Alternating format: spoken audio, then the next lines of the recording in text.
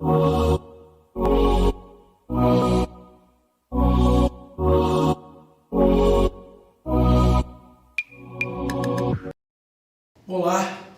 estamos aqui novamente para esse nosso primeiro podcast do ano.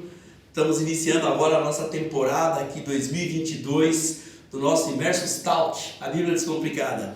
E aí, Jude? Bom dia, boa tarde, boa noite, como é que você está? Bom dia, mestre Arias. Tudo bem? Tamo junto, tamo de volta aí. E aí? Disposição para 22? Opa, disposição total. E temas novos, temática nova e logo uma sala nova, um estúdio novo aqui.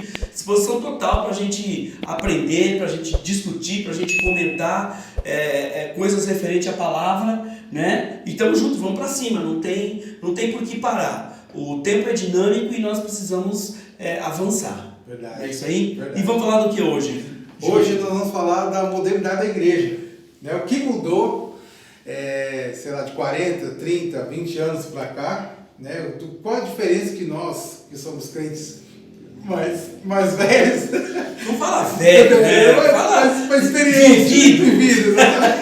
Fala velho assim. Qual foi a diferença que nós achamos da igreja antiga da igreja de hoje, né? O que mudou, quais são os aspectos que mudaram, né? A gente vai trazer essa discussão hoje, porque muita coisa mudou, né? Não, se nós formos pegar o que era há 40 anos atrás, por exemplo, quando eu tinha 14 anos, de como era a igreja, de como se comportava a igreja quando eu tinha 14 anos, para como se comporta a igreja hoje, poderíamos dizer que são duas coisas diferentes, não é a mesma coisa. Não é a mesma coisa. E aí a gente precisa entender se não é a mesma coisa, antes estava errado e agora está certo, ou agora está errado e antes é que estava certo. O que aconteceu? Se modernizou, né? Se reestruturou, se reinventou. O que aconteceu com a igreja nesse período? Isso, exatamente. E eu vejo, Júlio, já para iniciar, eu já queria fazer uma relação com relação a isso, para a gente entender melhor. Eu entendo o seguinte: a igreja ela é formada por pessoas da sociedade. Sim. Né? Nós que estamos aqui na igreja fomos extraídos do contexto da própria sociedade, continuamos sendo sociedade, porém agora dentro desse conceito eclesiástico, digamos assim. Mas nada mais somos do que produto do meio social. Exato. Que se agruparam num aglomerado de pessoas com um fim comum, que é cultuar a Deus, que é louvar a Deus, que é estar à disposição do Espírito Santo e assim por diante. A grande questão é o quanto a secularização nos afeta. Exato. Quanto do mundo comum, do mundo secular respinga em nós e quanto nós somos refratários a isso? Ou será que somos refratários? Ou pelo contrário, ao invés de sermos refratários, nós sugamos o que o mundo traz e tentamos adaptar o que o mundo traz para a nossa realidade de vida. Essa é a questão. É muito complicado, então, mas também vejo, Jude, que isso passa por uma discussão mais profunda. Exato. Você vai entender o que eu quero dizer. Quando a gente pega, se nós voltarmos 40 anos atrás, na vida secular, quer ver? Deixa eu te fazer uma pergunta. Quando você era criança, quais os desenhos que você gostava? Desenho animado. Gostava, dos Thundercats, eu gostava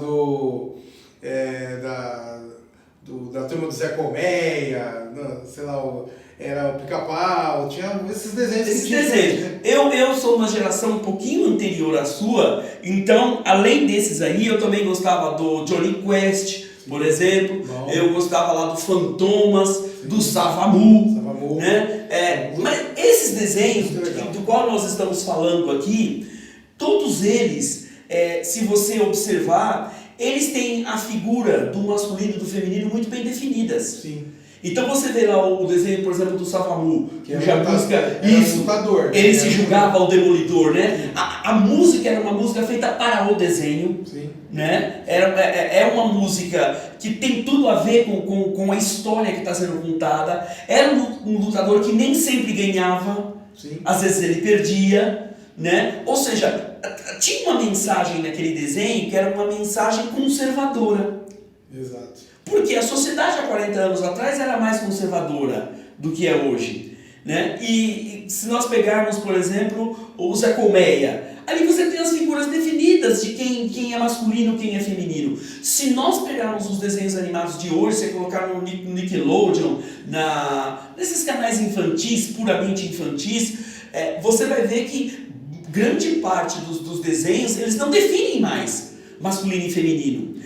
Se nós voltarmos no começo da nossa conversa e entendermos que a igreja ela sai do meio social, você concorda que aquela pessoa que está vindo hoje para a igreja, ela vem com todos esses conceitos arraigados? Sim, porque ela é uma pessoa contemporânea, ela vai entender que se a sociedade se adaptou a essa realidade, a igreja teria que se adaptar a essa realidade. Exato, e ela vem com toda essa bagagem com ela. Sim. A formação do imaginário hoje, ela é diferente da formação do imaginário da nossa época. Exato. Então, quando nós éramos jovenzinhos de 10, 11 anos, o que acontecia? A nossa mãe, pelo menos no meu caso, a minha mãe, eu não tinha a opção de não ir para a igreja.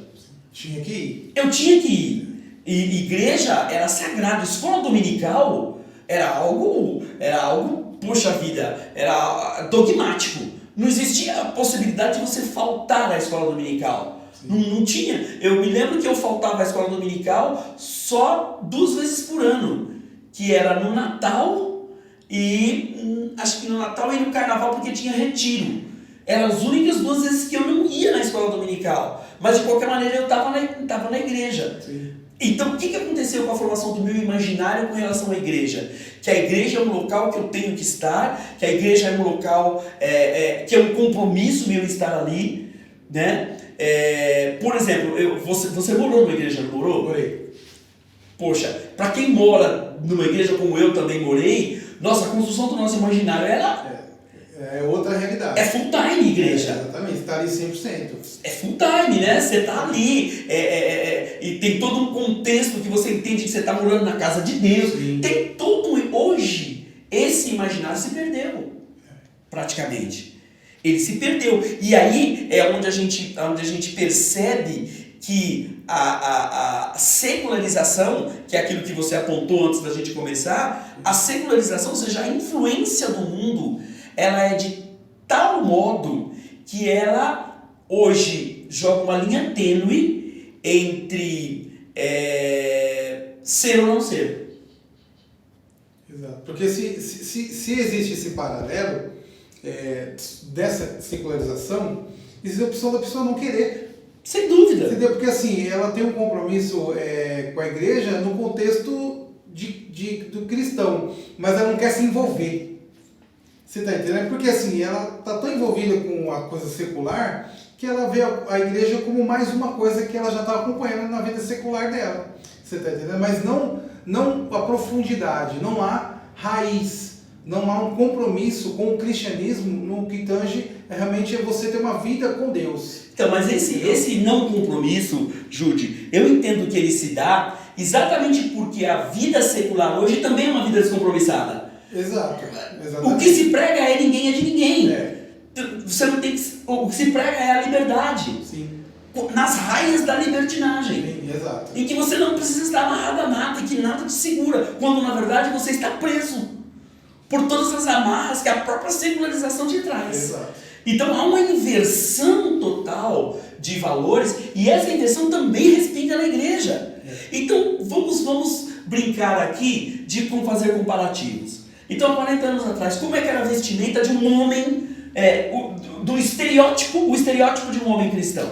Ele não entrava na igreja se não tivesse de terno e gravata. Não importava o calor que tivesse. Ele tinha que estar com as características cristãs que naquela época era exatamente. Era exigido. Falou muito bem. Naquela época era exigido que esse estereótipo fosse cumprido. Sim. Isso era bom? Isso não era bom. Por quê? Primeiro porque ele estereotipava. Sim, então o cara sabia exatamente que aquele cara de fim de semana, de terno e gravata, era o crente. Ou seja, o exterior dizia, Só que o hábito não faz o monge. Exato. Nós sabemos disso. Você vê até de chacota. Pode ser, meu irmão, o cara passar. Exatamente, o cara de domingo de manhã, 11 horas da manhã, o sol a pino, 40 graus, o cara de terno, colete e gravata, esse cara tem algum problema. Então esse estereótipo, ele simplesmente não cabe. Por quê? Porque o que a palavra fala? Que o Senhor nos conhece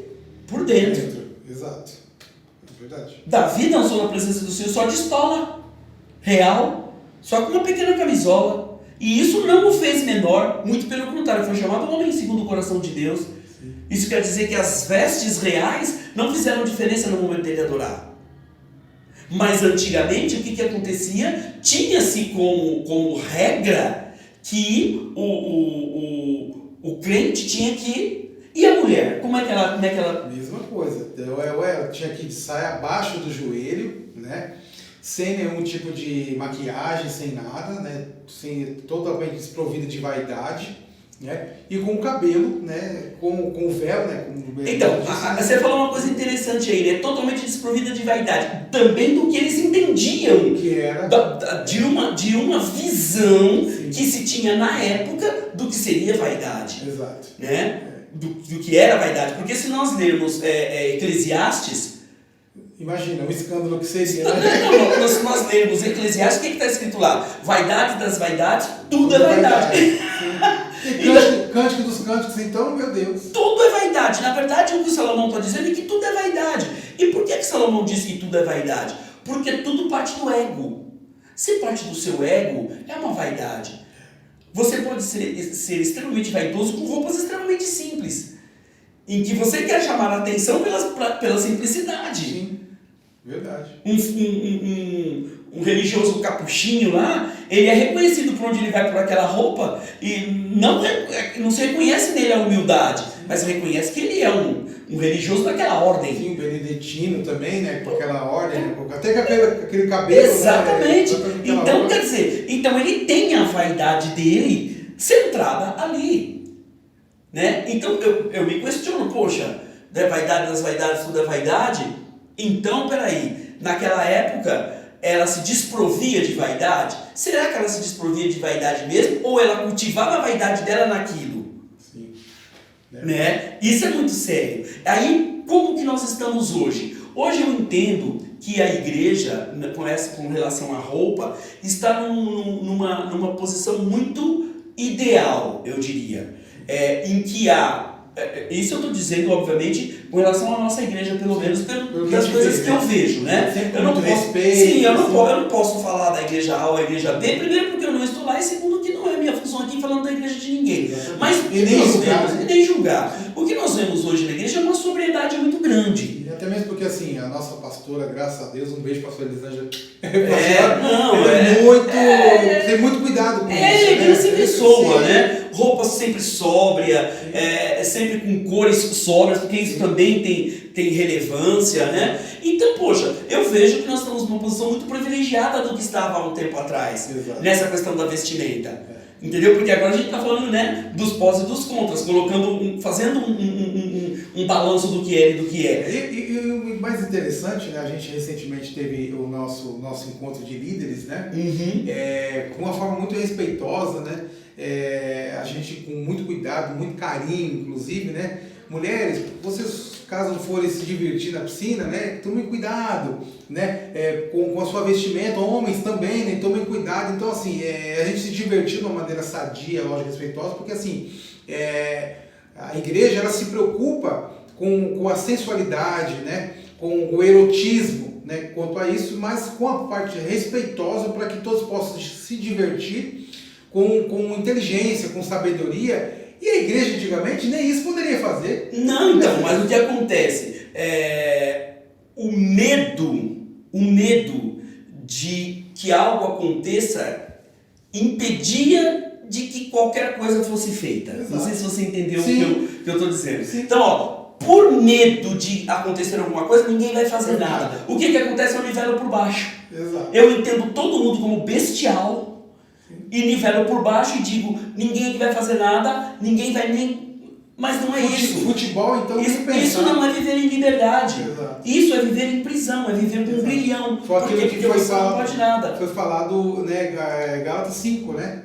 Sim. Para a liberdade que Cristo vos libertou. Exatamente. Né? Conhecereis a verdade. Sim. E ela vai te libertar. Então, se eu estou centrado na verdade, ora, eu não tem por que eu me restringir. Entendeu? Se eu vou para a praia e lá as pessoas estão todas com trajes de banho e eu também estou lá, qual que é a diferença eu estar reunido com os meus irmãos da igreja e nós também estarmos em trajes de banho?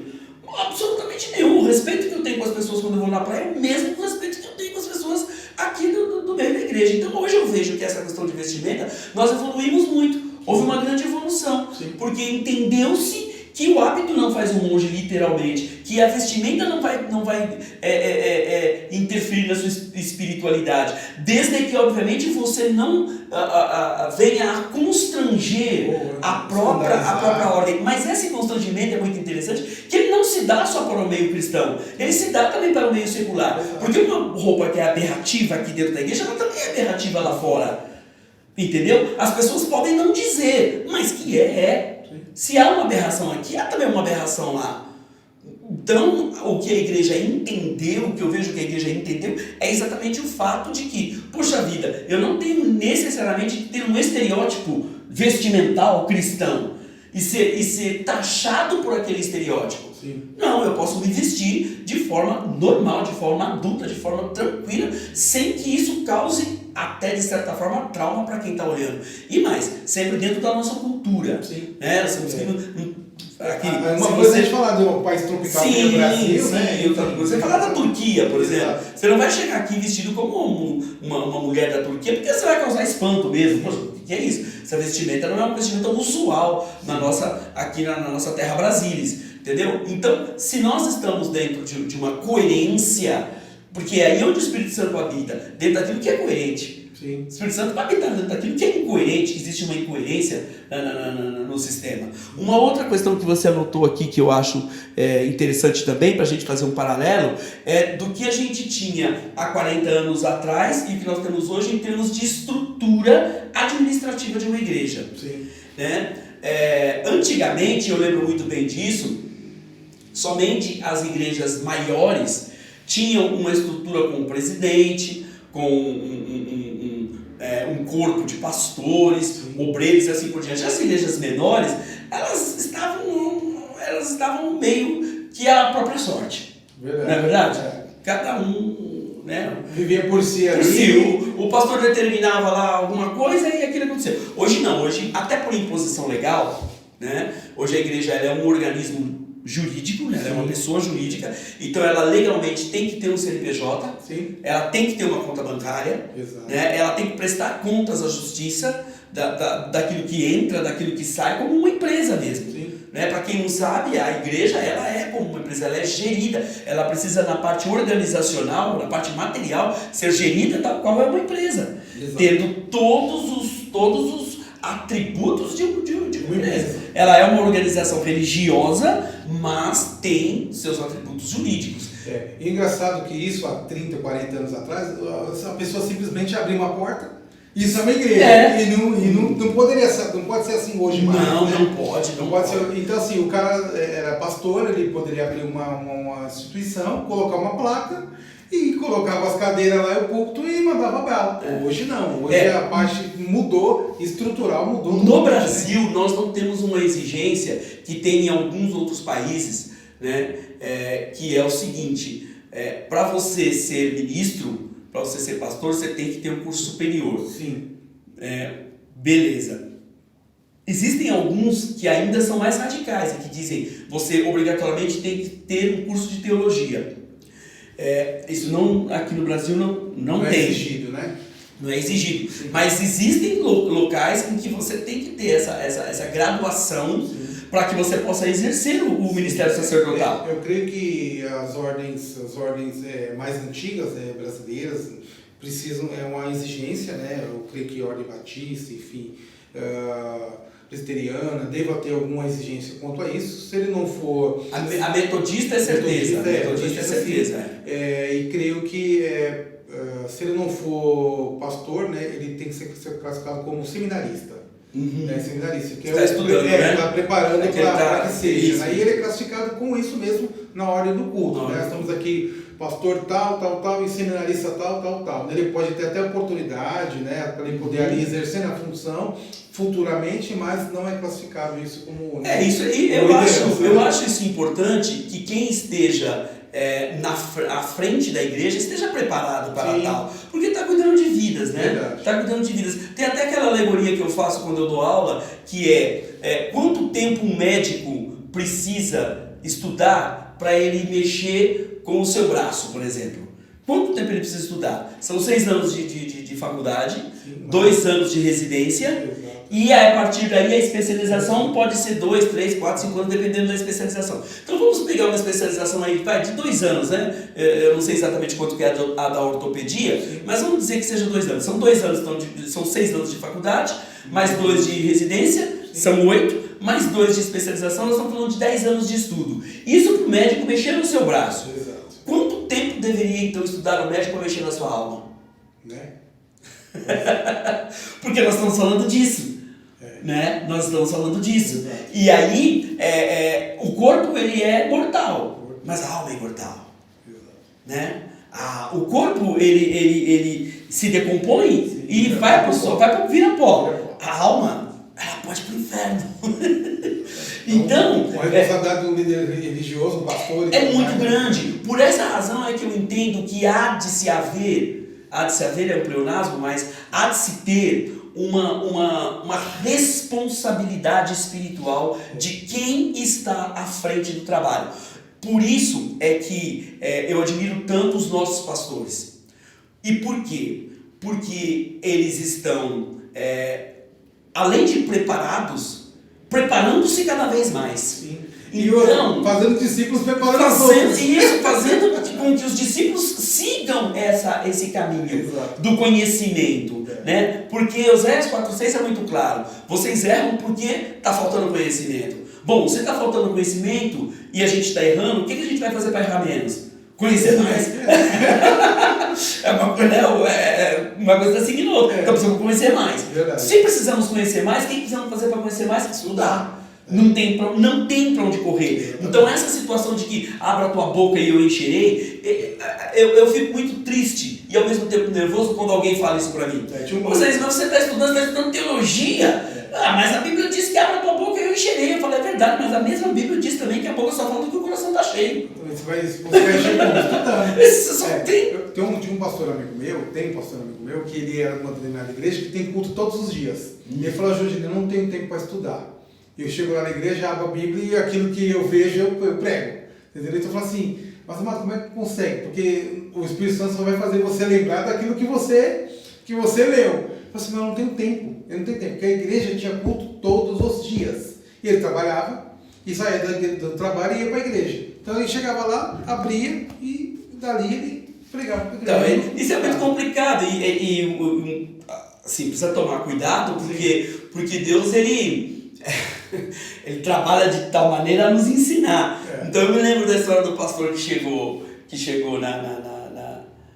na igreja, né? Ele era o presidente de uma denominação. Então ele chegou na igreja e estava conversando com o pastor, né? E perguntou para o pastor exatamente isso: pastor, como que você faz o seu sermão? Qual o tempo que você disponibiliza para poder preparar um sermão? E o pastor falou, pastor, eu preciso de tempo, eu faço o seguinte, quando eu pego o carro para ir para a igreja, eu gasto 10 minutos para ir da minha casa até a igreja. Do espaço entre a minha casa e a igreja, eu monto a pregação. Mas se monta no carro, eu monto no carro. Do espaço de casa até a igreja, eu já sei a pregação que eu vou pregar. Aí o pastor presidente falou, muito bem, tá bom então. No mês seguinte, esse pastor foi transferido para uma igreja que ficava a 3 horas da casa dele. Aí quando ele foi questionar o pastor por quê, o pastor falou, não, é para que você tenha mais tempo para preparar seu sermão.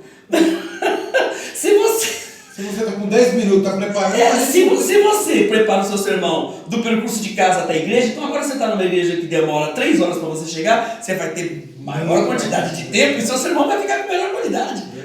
Vai ficar com melhor qualidade. Até nisso a gente vê que a modernização da igreja, ela passou por uma transformação muito grande, porque querendo ou não, além desse aspecto estrutural que a gente vê, né, da hierarquia, né, de ter ali o pastor-presidente, ter um conselho, ter os obreiros e tudo mais, vai vindo ali presbítero e tal, diácono, né, essa estruturação, a gente vê, né, que há 30, 40 anos, 50 anos atrás, não falava-se do apostolado.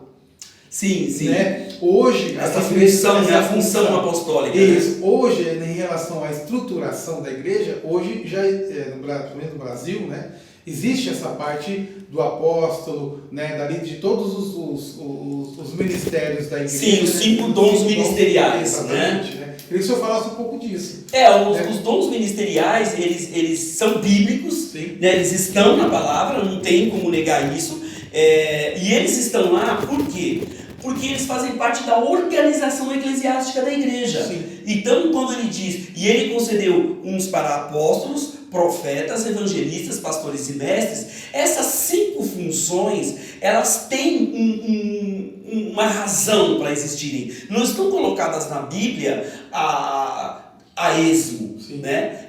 Quando eu digo que estas funções, eu não estou dizendo necessariamente o título, mas eu estou dizendo a função, eu estou dizendo a unção conferida a esta função. Porque muitas das vezes o nome não está atribuído àquilo que a pessoa exerce. Porque essa pessoa é um apóstolo nato, mas não foi consagrado para aquilo. Ele é um enviado de Deus, ele vai, abre igreja, implanta igreja, faz o trabalho. Ele não podemos nos perder pelo título, porque o que acontece é que hoje nós nos perdemos, o imaginário que foi colocado na nossa mente é que o apóstolo, a função, é claro, a Bíblia tem lá os requisitos que o apóstolo teria, para ser apóstolo você teria que ver Jesus, e Paulo é ungido apóstolo, tem o título de apóstolo porque viu Jesus e tal, porque ele não é contemporâneo, ele não viveu junto com Jesus ali, mas ele teria visto Jesus depois da ressurreição.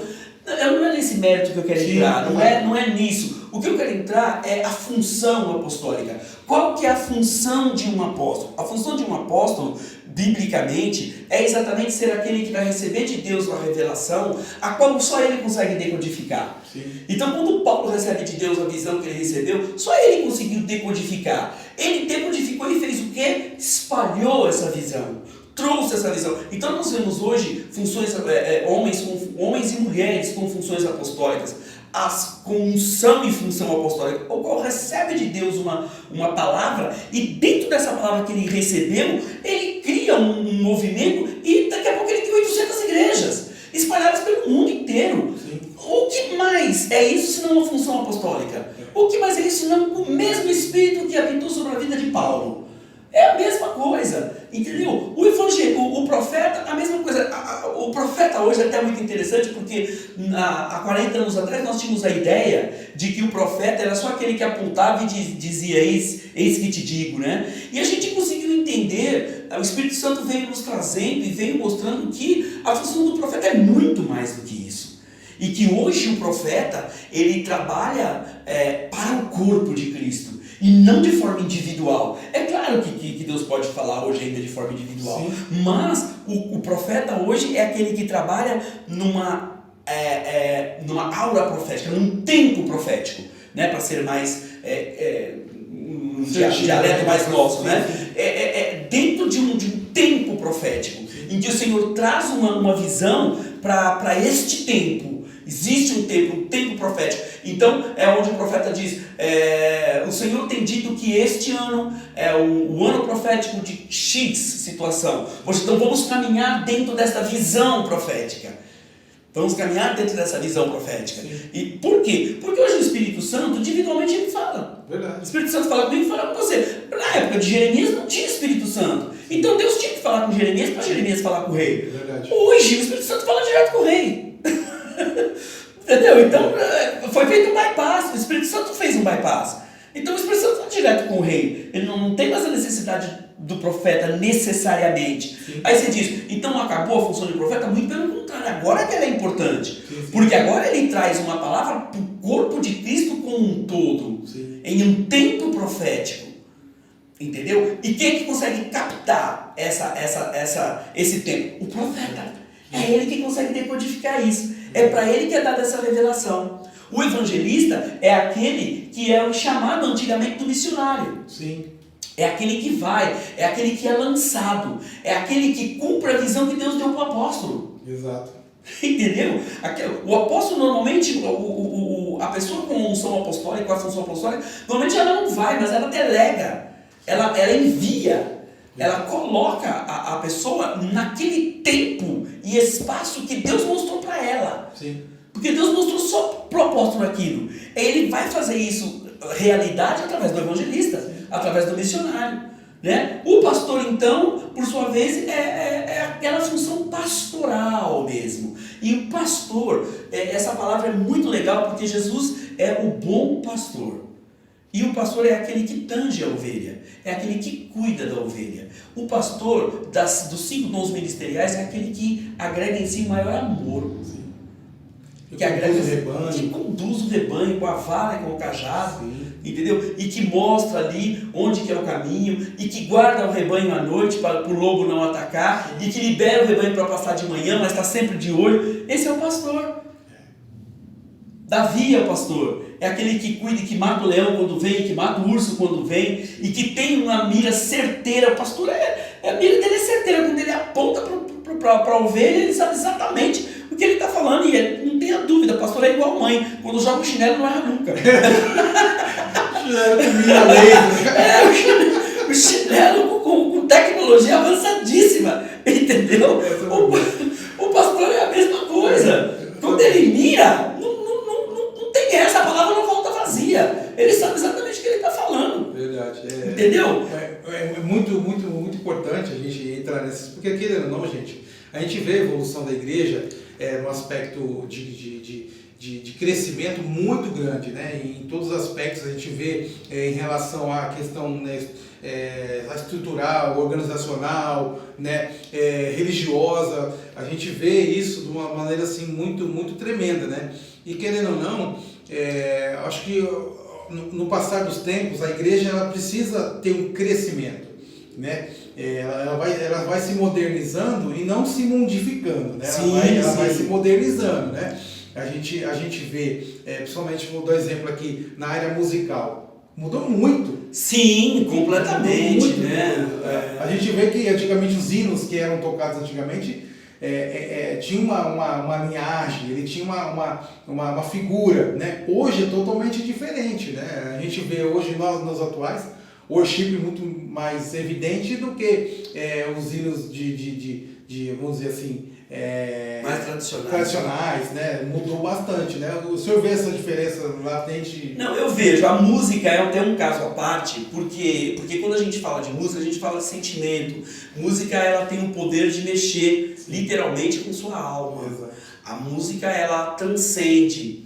E dentro da música, o inimigo ele é muito sutil, porque dentro da música ele consegue atuar muito bem. Porque ele era um dos comandantes que regia o coral do céu. Sim. Então, esse é o tipo de coisa que ele conhece bem. Sim. A música é o tipo de... E você é músico, você sabe disso, e eu sou músico e eu sei disso. Eu toquei, hoje não estou tocando, mas eu toquei muito tempo. Sim. E a gente sabe que nós temos que cuidar muito bem dos nossos músicos. Exato. A gente sabe disso, porque os músicos, eles conduzem o louvor da igreja. Eles preparam a igreja para a palavra. E nós, ao longo desse tempo, se olharmos para trás, podemos contar um sem fim de músicos que se perderam. Verdade. Ao longo dessa trajetória. Por quê? Porque flertaram com aquilo que o mundo estava oferecendo. Porque entenderam que sendo música podia ser música, e não é bem assim. Né? Quando você entende que você é uma pessoa separada, é diferente, né? O cara quer levar aquilo como profissão, é uma escolha, né? Mas quando uma pessoa é separada, não tem como misturar. Isso. Então eu vejo que eu sou muito conservador na questão de música, mas o meu conservadorismo ele não se dá com relação a não aceitação da modernidade. Sim. Não é isso. Sim. Eu aceito a modernidade, os instrumentos, as letras. Estamos falando isso anteriormente. As letras elas me pegam porque como eu gosto muito de letra, né? Eu gosto muito de ler e o que eu leio tem que fazer sentido para mim.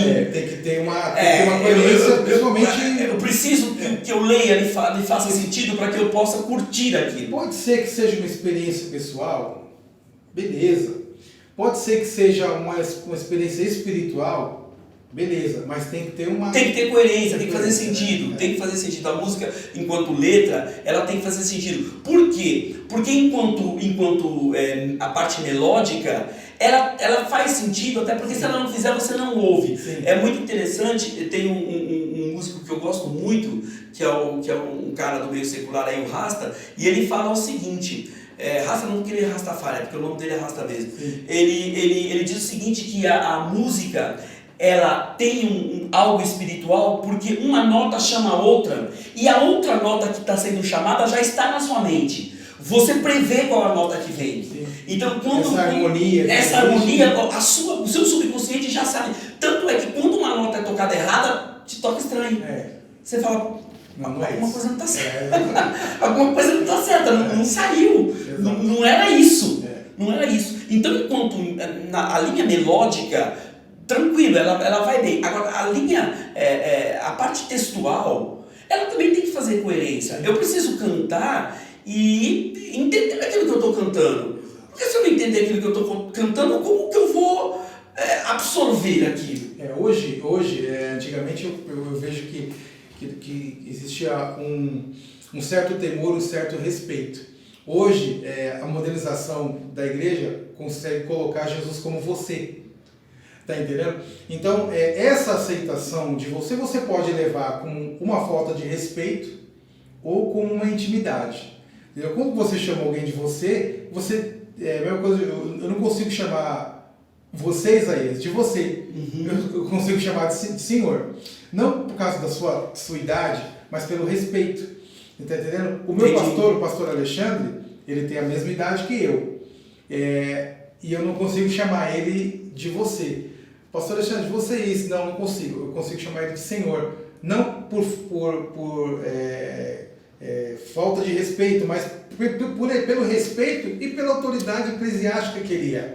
Hoje, nós conseguimos ver dentro da música uma série de músicas, de hinos, que conseguem falar, tudo sobre você, só você me satisfaz, aquela coisa toda.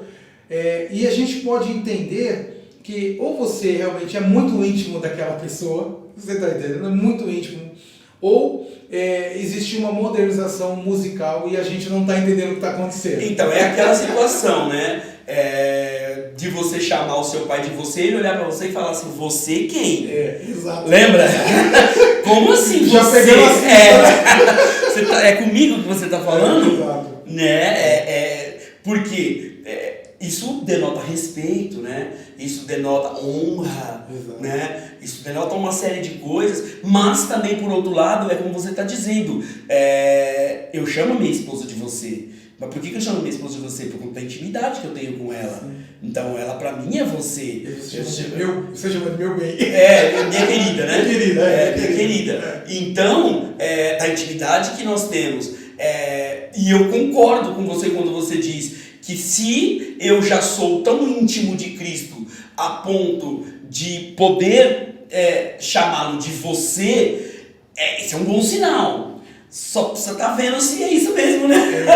Se essa intimidade real, né? Exatamente ao ponto de eu ter um encontro espiritual com Cristo tão íntimo, de poder caminhar com Ele todos os dias, de poder ter o cristianismo vivendo na integridade, de poder, ao ponto de Cristo transparecer na minha vida, se eu estiver no supermercado, Cristo está comigo, se eu estiver no meu trabalho, Cristo está comigo, se eu estiver na faculdade, Cristo está comigo, ou eu ter uma vida dúbia.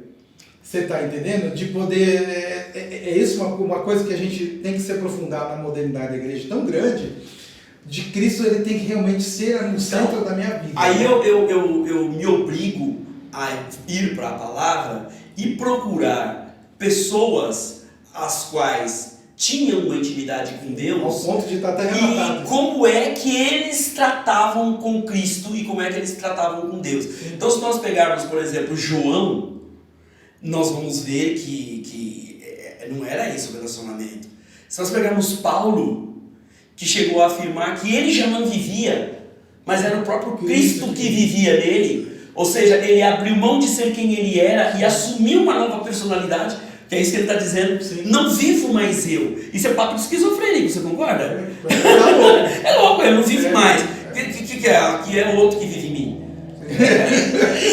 Quem é? É Cristo, eu não vivo mais. É bem isso, na verdade, o que Paulo está dizendo. Exato. Eu já o meu eu. Ou Paulo, não é Paulo que está aqui. Quem é? É Cristo. Foi isso. Entendeu? Paulo não existe mais. O Paulo não está mais aqui. Aqui quem está é Cristo. Ainda assim, Paulo não o tratava com essa intimidade.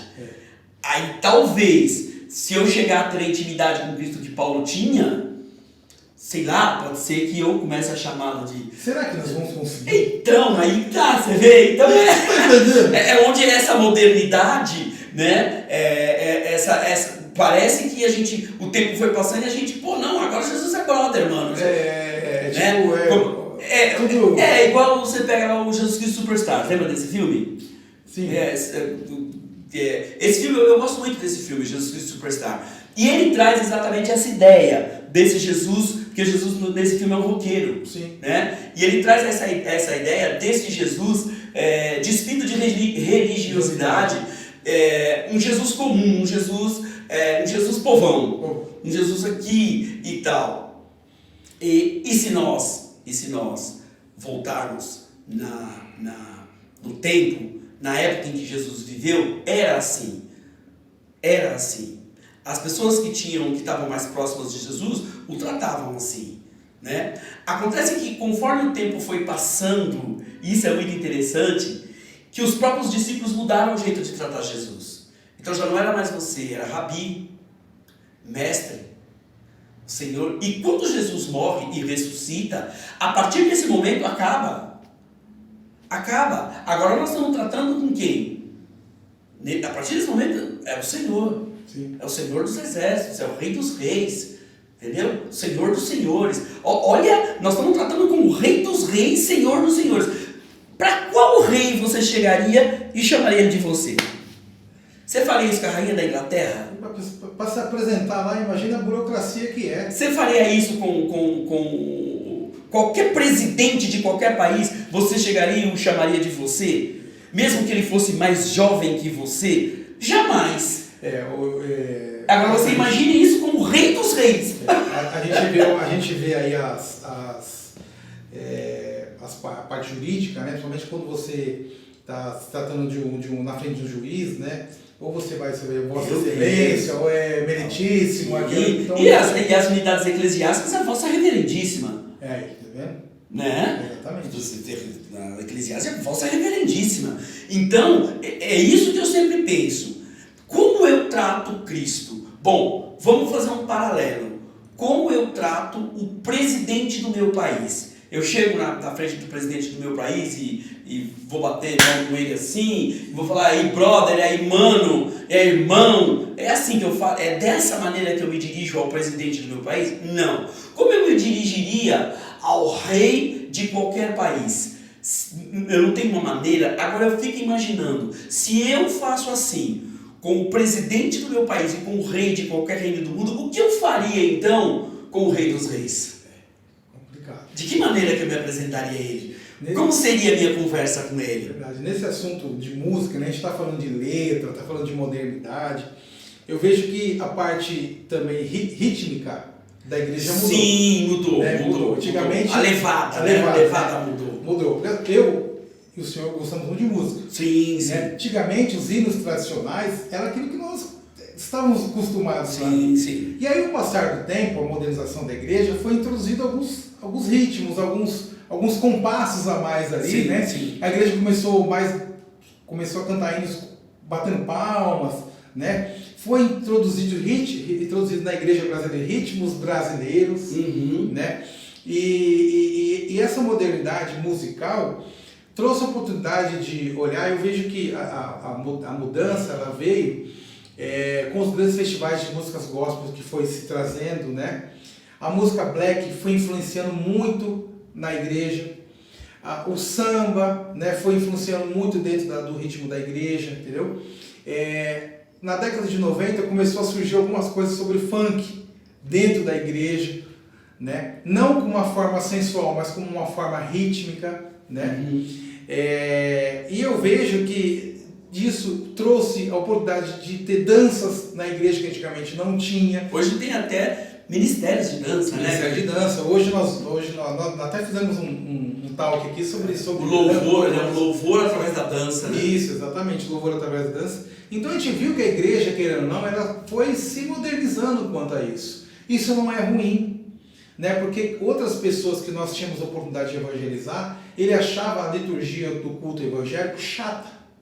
Ele falava, não vou na igreja, cara, vai aquele pessoal não bate palma, fica aquela coisa chata. E a igreja cresceu musicalmente, trazendo uma modernidade, e os músicos foram estudando, porque o músico evangélico, muitos deles são muito aplicados quanto ao estudo. Sim. Né? Ele não é um músico que ele gosta de estudar. Né? Tanto é que, principalmente a igreja americana, a maioria dos músicos que tocam com o pessoal que é secular, o cara não é da igreja. Sim. Você entendeu? Porque inclusive esse músico que eu falei, o Rasta, ele foi formado praticamente no Harlem e no Brooklyn, em igrejas evangélicas. Exato. Hoje ele é músico secular, mas ele foi formado dentro dessas igrejas. Mas estuda muito, entendeu? A modernização. Estudou na Berkeley, pô. Então, a melhor escola de música do mundo. Então o cara estuda muito. Então, assim, eu conheço músicos que eram da igreja, né, que tocam hoje com grandes músicos da música secular brasileira, né, porque foi dada oportunidade para ele, né, ter um sustento dele com a música. Mas, no passar dos tempos, eu vejo que a modernização da igreja em relação à música, ela evangelizou muita gente. Porque o cara fala assim, pô, mas tem rap na igreja? Tem, cara. Então deixa eu ir lá ver. Aí chegou lá, tinha um cara falando do amor de Deus através do hip hop, do rap, e ele foi evangelizado e ele se converteu com aquilo. Né? Através do evangelho que foi pregado através daquela música, ou em algum momento que foi feito um apelo naquele evento, ele conseguiu ele se converteu, ele se viu dentro daquele contexto. Né? A gente já conversou várias vezes, eu já fui muitas vezes na igreja de Pedra Viva, que existia lá na Santa Cruz, na Vila Mariana, e através da música black a gente via o evangelismo que acontecia, né? Mas isso há 40 anos atrás, 30 anos atrás, era um escândalo. Até ter bateria na igreja, guitarra, era muito complicado. Judy, com relação à música, eu tenho um conceito meu que eu vou te dizer o que eu acho que eu entendo. Existe uma música, eu já falei várias vezes sobre isso, do Zé Cabaleiro, chamada Rock do Senhor. E essa música, as duas primeiras frases, o primeiro verso dessa música, ele é muito interessante e eu sempre penso nesse verso, que diz o seguinte: o cara mais underground que eu conheço é o diabo, que no inferno toca cover das canções celestiais. Por que esse verso me chama tanta atenção? Em primeiro lugar, porque prova que o diabo não consegue criar absolutamente nada. E isso é verdade. Para cada lei de ouro há uma lei de bronze. Então, para cada coisa que Deus fez, paralelamente o diabo imitou aquilo que Deus fez de forma precária. Então eu não vejo problema com relação a isso, porque a música, ela é uma criação de Deus, ela é uma criação divina. Sim. O que o inimigo faz? Ele pega esta criação e perverte esta criação. Onde é que começa a acontecer o problema? Quando, sendo a música algo divino, o inimigo tendo pego e pervertido, eu ir lá e pegar a perversão e trazer ela e colocar como regra. Exato. Aí já cangaiou foi tudo. Você entendeu? Então, com relação a ritmos, eu não vejo problema nenhum. Exato. Por quê? Porque os ritmos foram criados, a rítmica de música foram criados por Deus. Exato. O problema é que o inimigo, o que ele faz? Ele vai lá, ele pega toda essa carga, ele vai lá e ele inverte, ele perverte, ele subverte isso. E aí, aqui de cima a igreja olha e se atrai por aquilo. Exato. Exemplo disso, fora da música, mas que vai explicar perfeitamente. Adão e Eva estavam no paraíso, estavam no Éden. Deus havia dito: vocês não devem comer desta fruta especificamente. Beleza. Chega a serpente e diz o seguinte para a mulher: por que não comer? Ela disse: ó, porque Deus disse que não. E por quê? Mas por que não? Ó, porque Deus disse que não. Não, veja bem. Deus está dizendo que você não pode comer. Sabe por quê? Porque se você comer, você vai ter os seus olhos abertos. Ele vai conhecer o E aí você vai ter poderes que você não tem hoje. Você vai ter coisas que você não tem. Então, como ele não quer que você tenha, mas espera aí, o que é que Eva precisava mais? Se ela era feita à imagem e semelhança de Deus, todos os poderes que Deus tinha, Eva também tinha, Adão também tinha. Isso quer dizer o quê? Olha lá, o diabo pegou algo que Deus disse e inverteu. Ele perverteu, ele subverteu aquilo. E no momento que ele fez isso, o que aconteceu com Eva? Achou aquela perversão atrativa. Ela se atraiu pela perversão, pela subversão. Ela se atrai por aquilo. E essa foi a derrocada dela e do homem. Então, na música, nós temos que ter cuidado com isso. Para que aquilo que é divino, ao se corromper, porque o inimigo pega e corrompe, não se torne atrativo para nós, mais o corrompido do que o sacro. Verdade. Entendeu? Para que o sagrado continue sendo sagrado e o corrompido permaneça como corrompido. Sim. Porque senão inverte. Eu vou lá e pego o corrompido e coloco ele na igreja. Exato. Mas aí eu inverti a posição, eu inverti o vetor. Então a música, a modernidade da música, eu vejo que agora, os ritmos, poxa, nós temos ritmos maravilhosos, todos os ritmos a gente pode trazer letras e colocar neles. Davi, que foi o maior compositor de músicas da Bíblia, eu tenho certeza que cada salmo desse ele compôs num ritmo. Davi tocava harpa, Davi tocava tambor, isso está escrito na Bíblia. Sim. Então ele era adepto das cordas e ele era adepto da percussão. Exato. Então ele tinha ritmo. Davi tinha ritmo. E quando a Bíblia diz lá que Davi dançava, daquele episódio de Mical, quando a arca estava chegando da casa de Obed-Edom e ele estava dançando ali, eu tenho certeza que ele não estava dançando ali valsa. Não era valsa. É uma música lenta. Nem música lenta. Aquilo era, no mínimo, nós estamos falando de reggae pra cima. No mínimo, o reggae ainda é meio lento, né? Imagina uma música africana, bem daqueles ritmos. É uma música... Celebração. Celebração. Não tem como você fazer uma música de celebração parada. Não tem como, né? Celebração é festa. Celebração é festa. Entendeu? E aí quando você ouve símbolos altissonantes, símbolos altissonantes não são... Você não está falando de gaita. Exato. Você está falando de uma metaleira pesada. Eu quero que você imagine no céu a banda do céu. Com milhares de anjos no trompete, no trombone, no sax. Eu fico imaginando essa harmonização completa. Porque a perfeição está ali. Entendeu? A hora que o maestro dá o start. Meu amigo, você tá louco. Tá louco. O mundo vem abaixo. O céu desce. Eu fico até emocionado.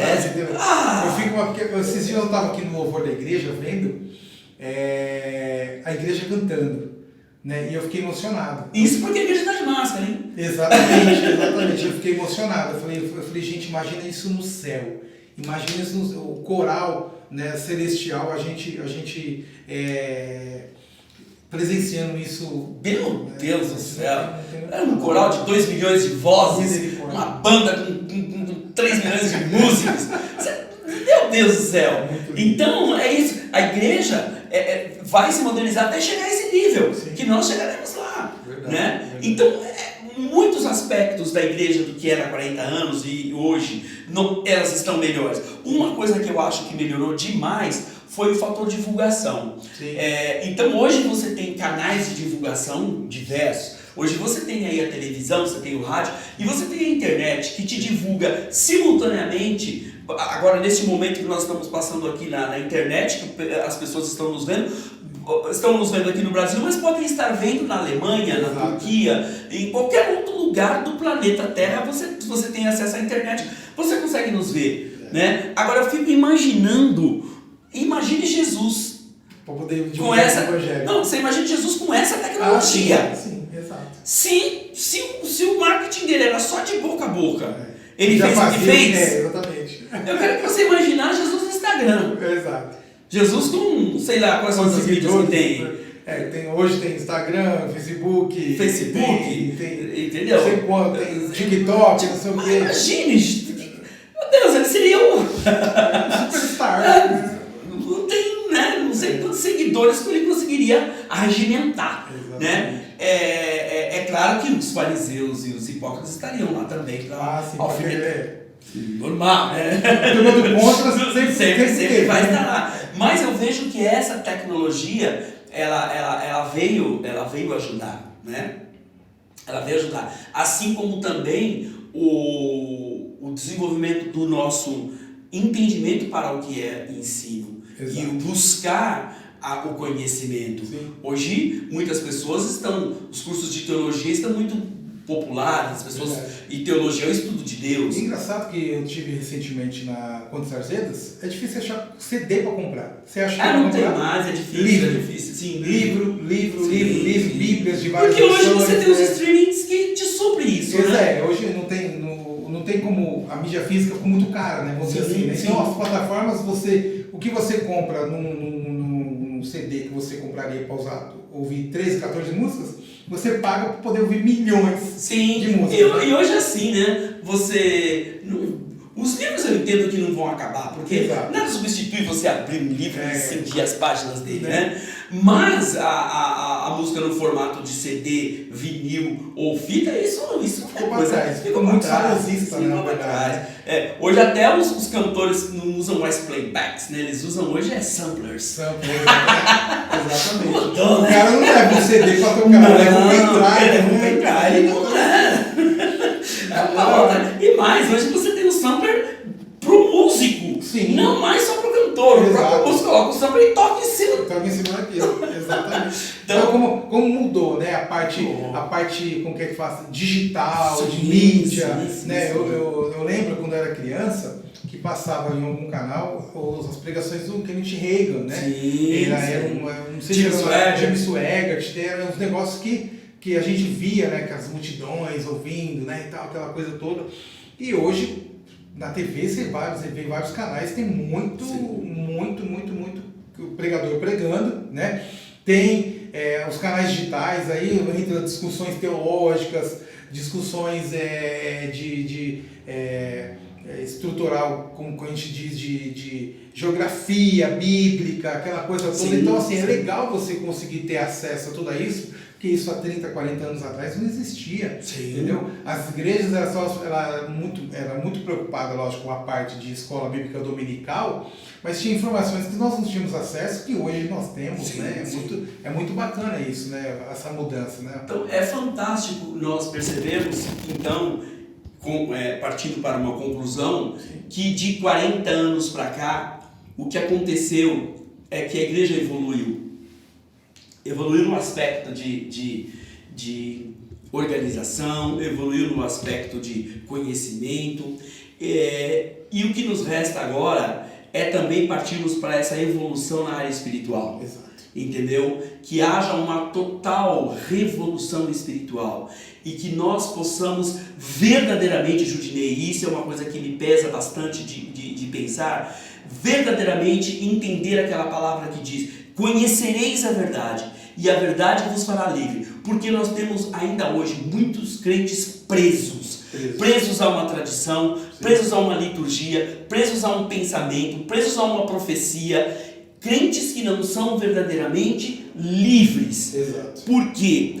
quando você é verdadeiramente livre, as palavras que saem da sua boca no momento de maior aflição, dizer a seguinte frase: a tua graça me basta, porque o teu poder se aperfeiçoa na fraqueza. Verdade. E isso é a frase de alguém verdadeiramente livre. Sim, verdade. Diante disso, eu até anotei um versículo aqui, tá?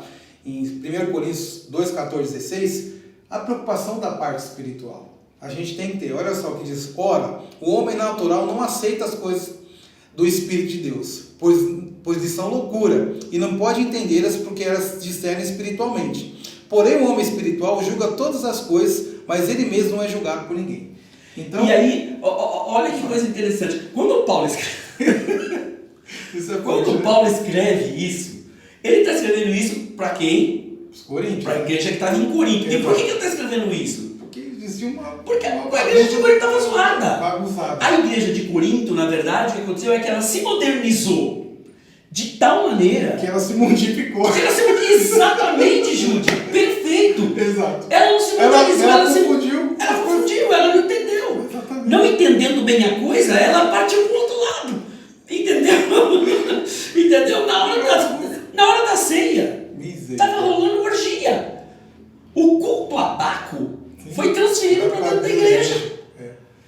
Porque ele era feito com vinho, o culto a Baco. E agora eles pegaram o culto a Baco e transformaram para ceia. Então, quando você lê 1 Coríntios, é Paulo dando uma divertida, dando uma paulada mesmo. paulada na igreja de Corinto. Né? Então, aí onde ele diz, ó, o seguinte, vocês são carnais, porque o homem espiritual, ele discerne diferente. Exato. Ele discerne diferente, mas você tem que discernir. Eu vejo que a modernização hoje, ela precisa ser consentida espiritualmente, né? Para que a gente possa, diante de uma orientação do Senhor, fazer com que a modernização possa ser em prol do reino, e não em benefício de nós próprios, e nem para agradar as pessoas, porque hoje, infelizmente, para agradar gregos e troianos, a modernização de muitos ministérios hoje está desse jeito. Hoje nós vamos ter a liberdade de poder fazer um casamento com pessoas do mesmo sexo. Meu Deus. Você está entendendo? Isso não é liberdade, isso daí Exato. é liberalidade misturada com libertinagem, com outras coisas que a gente não tem nem como falar. Exato. Por quê? Porque a modernização, as pessoas querem que seja conforme o andamento das coisas do mundo. E não é assim que tem que ser. Parece que o Senhor perdeu o controle da igreja e as pessoas querem conduzir do jeito que elas querem. É o que está acontecendo aqui. Exatamente, está acontecendo aqui. É o que está acontecendo aqui. Então, a modernização precisa ser em prol do reino, sob a orientação do Senhor. Não do jeito para agradar as pessoas. Nós temos que agradar as pessoas, temos que agradar a Deus em primeiro lugar. Isso aconteceu lá no ano 300, a partir do ano 313, quando Constantino ele diz, né, torna a religião cristã sendo a religião oficial do império. E aí ele paganiza a igreja. Ele paganizou a igreja, porque todos os rituais pagãos entram com outro nome na igreja. Então o culto a Mitra se torna um culto a Cristo, mas com rituais de Mitra, de mitraísmo, né? Então o culto ao sol passa a ser agora o Solis Invictus, representado por um Cristo com um solário atrás de si. Então, ou seja, modernizou, paganizou para legalizar aquilo que se queria fazer, mas com uma roupagem cristã. Isso não pode acontecer. Exatamente. Isso não pode acontecer. Não, porque senão daqui a pouco a gente começa a ver algumas aberrações doidas aí. Algumas coisas que aí vai ficar meio estranho. Na verdade, elas até já existem, né? Que a gente vê as pessoas vendendo mezuzá, vendendo amuletos dentro da igreja, vendendo águia não sei o quê. Você está entendendo? Porque, querendo ou não, a palavra já não é mais suficiente. Né? Eu preciso de algo físico, né? Exatamente. Eu preciso de um bezerro de ouro. Eu preciso de um bezerro de ouro. Vamos olhar para ele. Exatamente. Porque como eu não vejo Deus, e Moisés também está demorando. Exatamente. Eu preciso de um bezerrinho para ele, pelo menos eu, né? Para poder se segurar naquilo, né? Vai que Deus fale. Uma vela para Deus, outra vela para o cão. Exatamente. Garantido eu estou. Exatamente. Então, assim, essa modernização, eu tenho muita alegria de ter na igreja, mas diante do temor de Deus. Mas eu também tenho muita preocupação, porque se a pessoa não entender qual é o propósito, a modernização para ela vai se tornar uma maldição. Sim, sem dúvida. Né? Vai levar ela para o inferno. Sim, porque vai fazer com que ela deixe de enxergar. Exato. Você não vai mais ver. Exato. E aí, a hora que você deixou de enxergar, para você cair no buraco. Não, e outra, para você voltar atrás, muitas vezes até praticamente impossível, porque ela entrou num ciclo tão ruim, né, de pecado, de profundidade, de sujeira, que ela não vai conseguir voltar atrás, né? Então, esse assunto é um assunto muito maravilhoso. Aqui você vê que a gente consegue. Então, gente, é isso. E o que nós queremos é que nós sejamos conservadores. Sim. E quando eu digo conservadores, é conservadores da fé, Exato. é conservadores dos bons costumes cristãos, é conservadores, conservarmos a nossa alma, conservarmos aquilo que o Senhor nos traz. E o melhor balizador para isso, o melhor, como eu poderia dizer, juiz para isso chama-se Espírito Santo. Sim. Porque o Espírito Santo nos constrange, né? Quando nós saímos das raias, né? Ele nos traz ao prumo novamente. Então eu queria deixar essa mensagem para todos vocês. Queria agradecer a todos que estiveram conosco até agora. Se você está assistindo até agora é porque você é corajoso e está conosco aqui. E dizer que siga-nos lá nas redes sociais da igreja. Né? A igreja tem Facebook, a igreja tem Instagram. Nós estamos aqui no YouTube, né? Trazendo para vocês essa palavra, trazendo para vocês esse espaço. E eu quero que vocês saibam que nós estamos com novidades aí. Estamos vindo com um outro talk desse daqui, parecido, só que com duas meninas que vão trazer assuntos para vocês, para jovens, para mulheres maduras.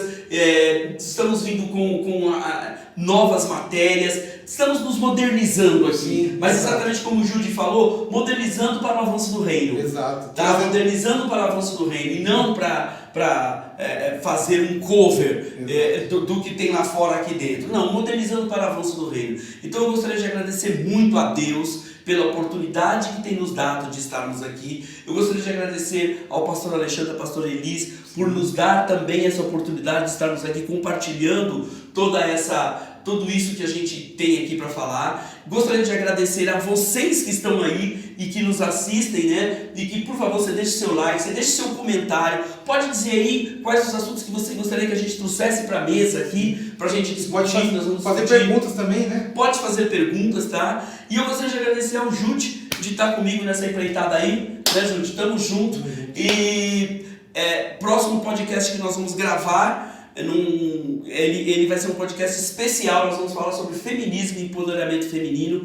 E teremos uma convidada muito especial que eu não vou falar para vocês agora quem é. Mas fiquem tranquilos que vocês vão descobrir assim que abrirem o vídeo sobre este assunto. Amém? Jude, suas considerações? Gente, muito obrigado. Espero que vocês tenham gostado. Quero que vocês ajudem na nossa divulgação, né, desse material. É um material rico, importante, com base bíblica, né? E que, se você quiser, de repente, mostrar para o seu grupo da sua igreja, né, fique à vontade. Você tem a liberdade de poder estar divulgando esse trabalho. Eu creio que vai ajudar no seu crescimento espiritual, vai ajudar na sua fé e vai evangelizar também, porque às vezes as pessoas não têm muito encontro com esse tipo de material, mas você pode ser um agente divulgador disso. Então, curta, faça pergunta, né? Divulgue, eu sei que você vai ser abençoado por isso. E olha, cada vez mais nós vamos procurar mais conteúdo, mais informações para poder te ajudar e fazer com que você possa ter mais conhecimento e possa aprender mais sobre o reino de Deus. Amém? Deus te abençoe. Amém. Deus seja louvado por sua vida e até o nosso próximo encontro. Fiquem com Deus. Um abraço. Tchau, gente. tchau. Tchau, Um tchau. abraço. Tchau, tchau.